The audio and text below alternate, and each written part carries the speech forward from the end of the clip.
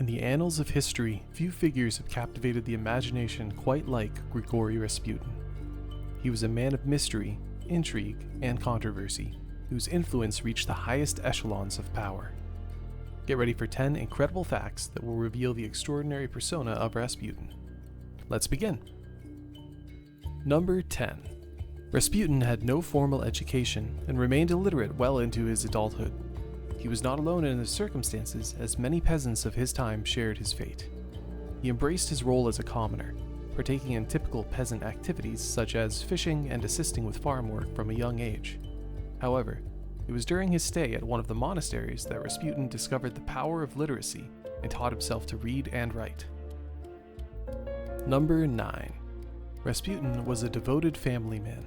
He and his wife were fortunate to have 7 children, but tragically, only 3 of them managed to survive to adulthood.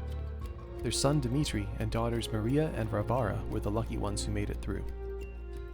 Rasputin was a doting father and made sure his children were well taken care of.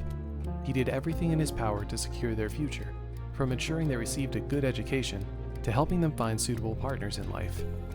Unfortunately, only Maria lived a long life, while Varvara died of typhus in Moscow in 1924, and Dmitri died of dysentery in a labor camp in 1933. After Rasputin's death in 1916, Maria lived in France and then the United States, working in various roles including a cabaret dancer and a circus performer.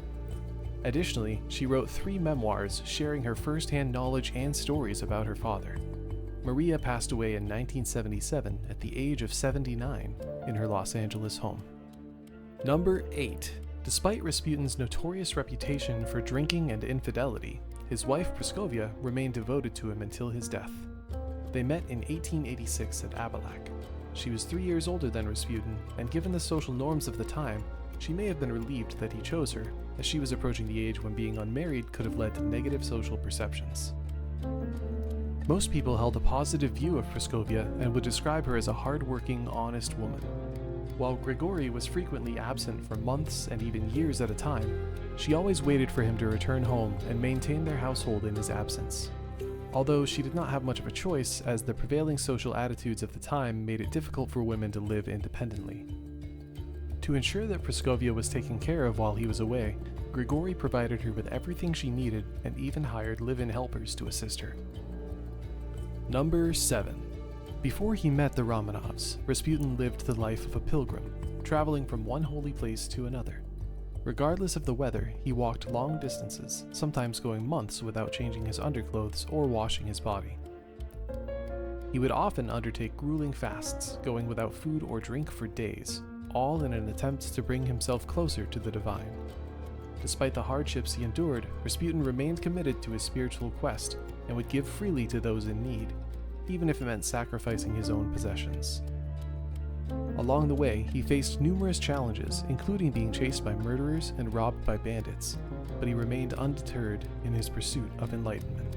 Number 6. Rasputin possessed a sharp intellect, an independent spirit, and a curious mind, always eager to learn and explore. During his pilgrimage years, he refined his skills in reading people, gaining an acute understanding of their thoughts and troubles. He had a remarkable ability to connect with anyone, speaking about God in a deeply personal and relatable manner. At times, Rasputin would deliberately slow down his speech, speaking in a vague and contemplative manner, fixating his intense gaze on someone in the group, making them feel uneasy. At other times, his ability to switch between separate conversations with different people could be seen as confusing and even random to those around him. Number 5. In 1916, Rasputin wrote a letter to his family where he predicted his own death, stating, "My hour will soon strike. I am not afraid, but I know it will be bitter." He also once made a statement to the Empress saying, "When I die, Russia will perish." As a precaution, he increased his security and withdrew from public life, becoming more reclusive than ever before.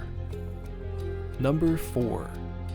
The Russian government suspected Rasputin of being a member of Klisti, an underground Christian sect known for their ecstatic practices. These practices included spinning in circles until reaching a state of exhaustion or altered mental state, while others sang. During their ceremonies, some participants would become so caught up in the spiritual rituals that they would go into hysterics. There were also reports of sadism and self-whipping, as well as allegations of perversion and cannibalism. While the government investigation was ultimately closed due to insufficient evidence, Rasputin's daughter Maria claimed that he expressed an interest in exploring the Clistys' ideas. Number 3. Rasputin had a sizable following of women whom he actively sought out. His behavior towards them was highly controversial, as he was notorious for his tendency to touch and kiss them without restraint.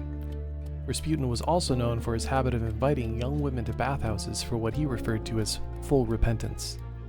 When confronted about this behavior, he would often justify it by claiming that there was nothing immoral going on, since he considered his female followers as part of his family. One of Rasputin's followers who visited him at his house in Picryl in 1904 witnessed him surrounded by a large group of highly respected women who attended to his every need. They would write down all of his teachings, collect his food scraps and dirty underwear. They even clipped his nails and sewed them onto their dresses as protective keepsakes. Many of Rasputin's female followers struggled with mental health issues and loneliness, so they looked to Rasputin for guidance and comfort. Number 2. Rasputin was known for his generosity, even when he himself had little to spare. During his famous life in St. Petersburg, he received large sums of money from various people, and he gave a lot of it away to those in need. In 1907, when Grigory returned to his village, he was a wealthy man and used his resources to help numerous villagers. He gave gifts, built houses, paid for funerals, and offered cash to many people. Rasputin instilled in his children a strong sense of compassion and generosity, encouraging them to always carry something to give to the poor. Number 1. In 1914, Rasputin survived an assassination attempt by Kionia Guseva, a 33-year-old seamstress who believed him to be the Antichrist. Guseva had a disfigured nose and covered her head with a cloth, leaving only her eyes visible when they met. She approached Rasputin under the guise of asking for change, but suddenly stabbed him in the stomach with a 15-inch dagger. Despite sustaining serious injuries, Rasputin managed to strike Guseva on the head with a stick, causing her to lose consciousness. The severity of the wound led many to believe that he may not survive. There was damage done to his intestines and peritoneum. Dr. Vladimirov performed an emergency surgery in less than ideal conditions. With only a few candles for light and in a dirty house, he worked to save Grigory's life. Though he was in and out of consciousness, Rasputin eventually made a full recovery. After a thorough investigation, Guseva was found not guilty by reason of insanity and was committed to a clinic for the mentally ill. And there you have it, 10 fascinating facts about the captivating figure that was Grigory Rasputin. We hope you've enjoyed this journey into the life of one of history's most intriguing characters. Remember to like, comment, and subscribe for more captivating historical content. And, as always, stay curious about history.